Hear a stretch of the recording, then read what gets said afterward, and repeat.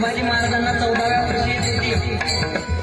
वयाच्या 14व्या वर्षी बुधभूषणम, नायिकाभेद, नक्षे आणि 7 शतक अशा 4 ग्रंथांची निर्मिती केली.